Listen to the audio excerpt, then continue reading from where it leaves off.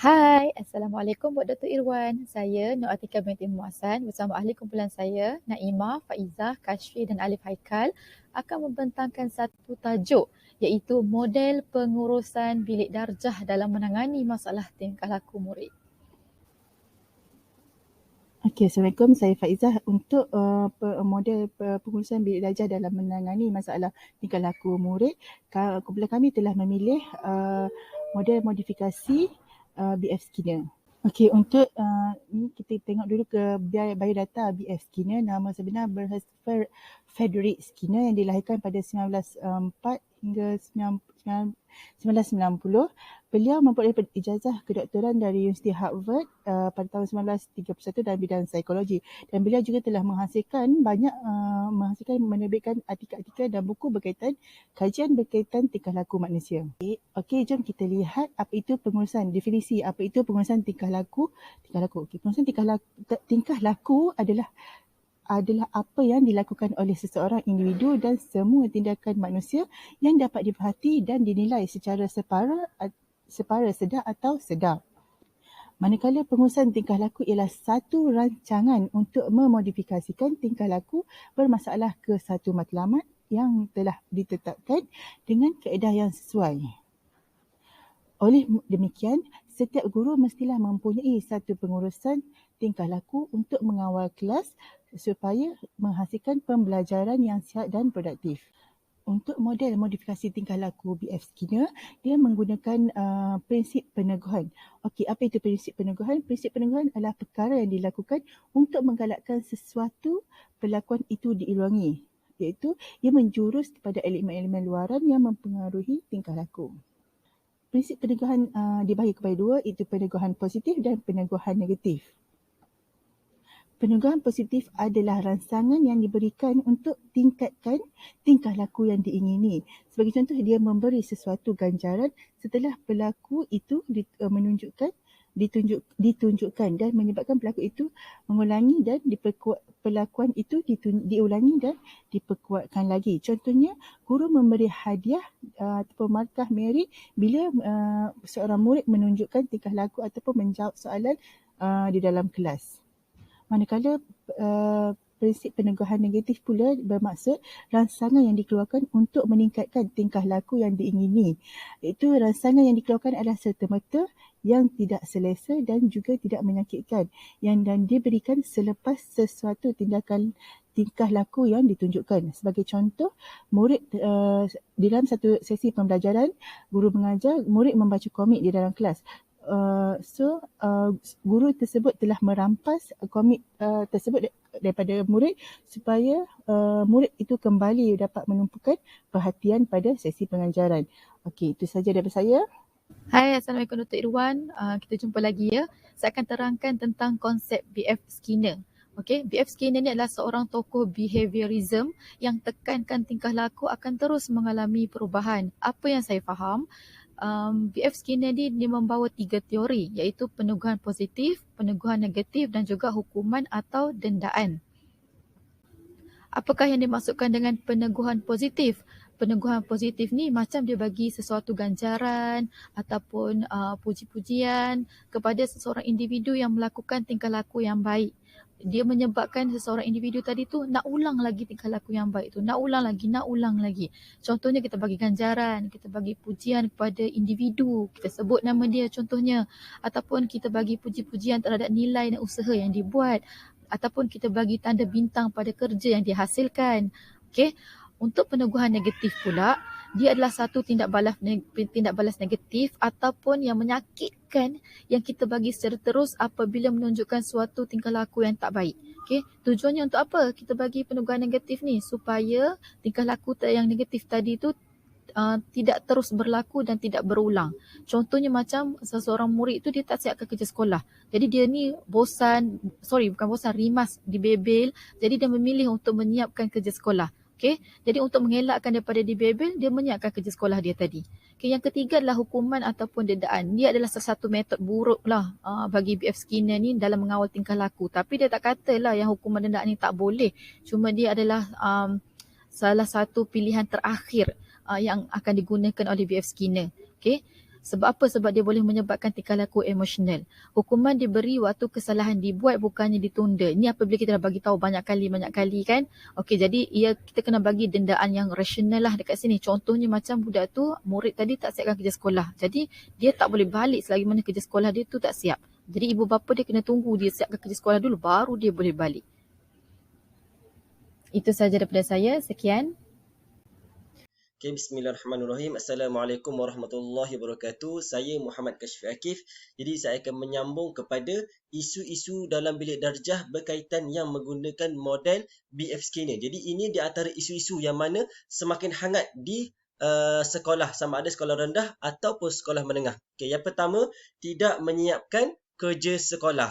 Tidak menyiapkan kerja sekolah ini kadang-kadang ramai di antara pelajar yang sentiasa memberi alasan, sama ada malam tidur lewat lah, semalam tidak sempat bawa sekolah dan sebagainya. Jadi inilah kita di antara isu yang paling hangat, iaitu tidak menyiapkan kerja sekolah.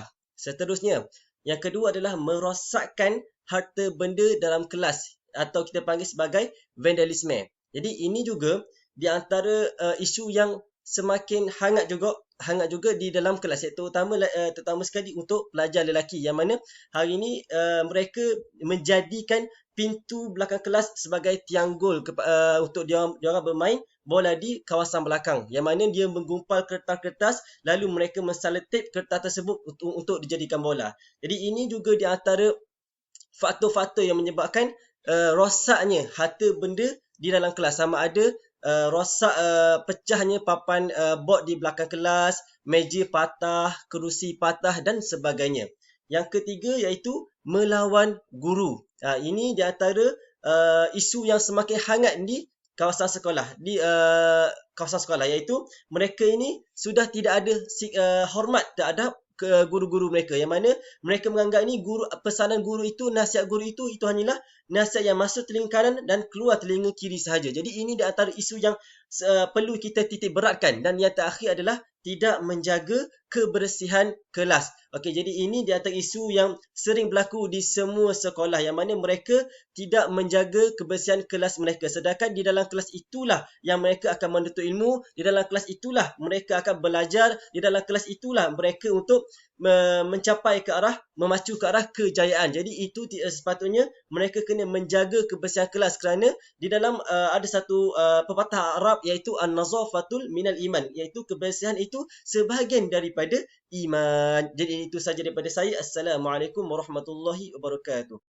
Ini adalah contoh cara kami mengaplikasi BF Skinner terhadap masalah disiplin yang kami pilih. Yang pertama, tidak menyiapkan kerja sekolah. Kami mengasingkan mengikut kategori penguat positif, penguat negatif, dendaan atau hukuman. Tidak menyiapkan kerja sekolah, penguat positif, kita memberi pelekat untuk menggalakkan lagi murid. Jika murid dapat menyiapkan kerja sekolah, kita memberi pelekat dan menggalakkan lagi mereka menyiapkan kerja sekolah pada masa yang ditetapkan.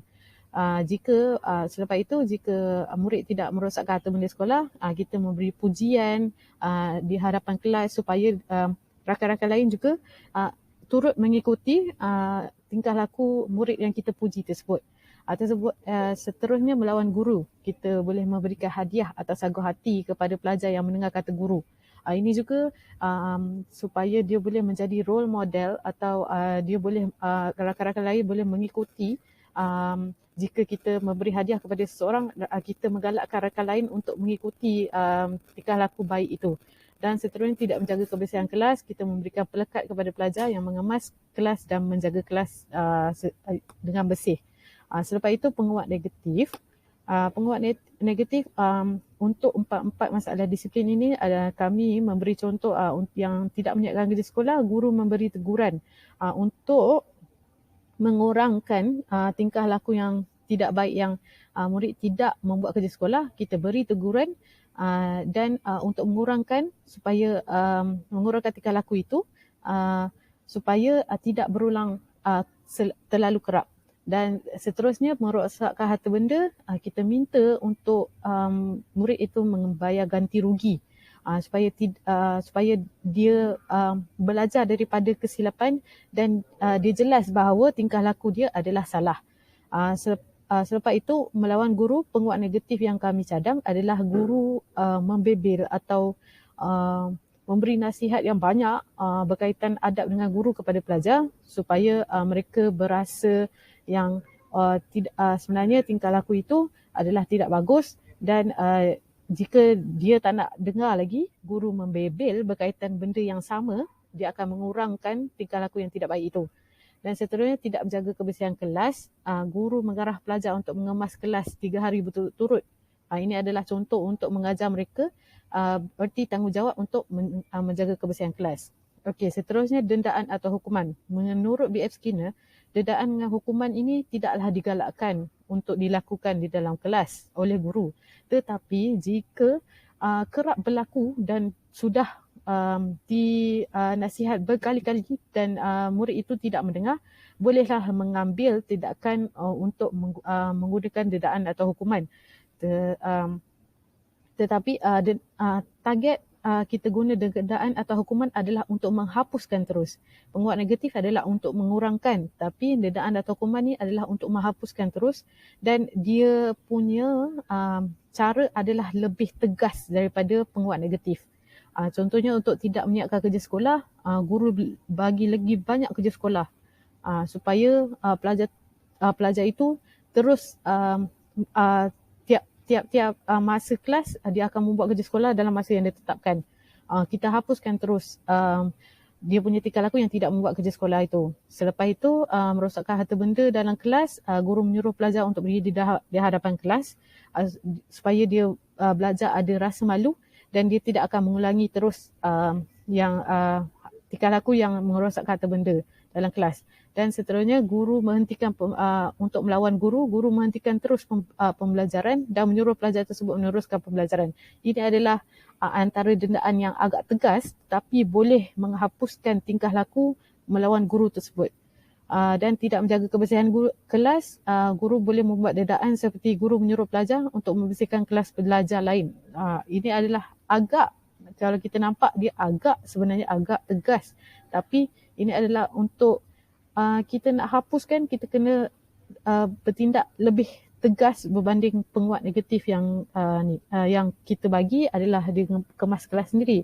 Tapi untuk dendaan dia agak tegas, kita suruh pula dia pergi membersihkan kelas pelajar lain supaya dia tak akan mengulangi langsung dan menghapuskan terus tingkah laku yang tidak baik. Itu sahaja daripada saya. Terima kasih. Bismillahirrahmanirrahim. Assalamualaikum. Nama saya Muhammad Alif. Saya akan meneruskan pembentangan daripada sahabat saya kepada bahagian kesimpulan. Okey, untuk kesimpulannya, teori model modifikasi tingkah laku B.F. Skinner ini dia ada kelebihan dan kekurangan sendiri dan daripada beberapa aspek yang kita perlu ambil kira. Jadi antara kelebihan dengan menggunakan teori daripada B.F. Skinner adalah dapat mendisiplinkan murid di dalam kelas. Jadi antara kekurangannya pula untuk modifikasi tingkah laku B.F. Skinner ini, ia mungkin akan berlaku konflik antara murid dan guru bagi sesetengah orang. Jadi guru-guru yang bercadang untuk menggunakan teknik modifikasi tingkah laku sarana Skinner ini mestilah ataupun perlulah membuat analisis tingkah laku yang ditujukan oleh murid. Hal ini kerana apabila kita buat modifikasi tingkah laku B.F. Skinner ini, sebagaimana kita tahu dia ada penunggahan positif, penunggahan negatif dan juga dendaan. Jadi mungkin di situ murid akan ada rasa tidak puas hati ataupun tidak adil. Mengapa guru-guru buat sedemikian? Sebagai contohnya dendaan dan sebagainya.